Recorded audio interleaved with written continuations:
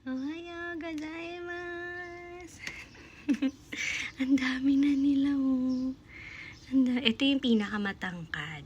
Tsaka sa mga hindi po nakakaalam ng story behind this one, meron itong isang dahon na napaso ko siya kasi meron akong hindi ko alam kung ano nangyari nung araw na yon. Tatlo sila originally, ito, tapos yung dalawa niyang kasama.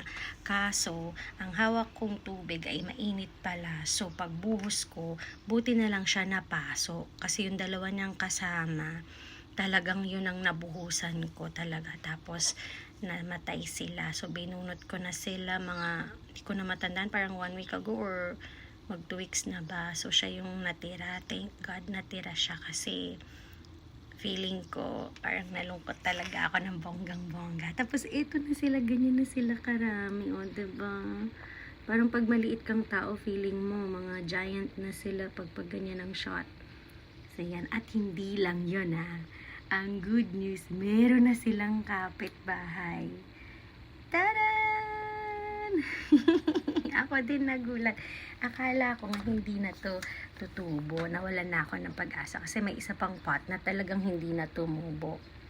So, ito nagulat ako. Sabi ko, kasi maulan nitong mga nakahuling araw. So, hindi ko na mamalaya na may lumalaki na pala. At 6 sila. 1, 2, 3, 4, 5, 6. Yan. Kwento ko lang ulit na dati, ito yung mga citrus fruits na to. Ito yung mga pag kinakain ko, nasasarapan ako, natatamisan ako sa kanila. Tapos nilalagay ko lang sila dito sa isang lalagyan. Kaya hindi ko na talaga alam kung alin dito yung neighbor, alin dito yung pomelo, alin dito yung orange talaga, alin dito yung yung like ko nakain, hasaku, basta ganon. Kung ano na lang yung tutubo pagdating ng panahon. So mga 20 years daw to. Ohayo, ohayo, ohayo, ohayo.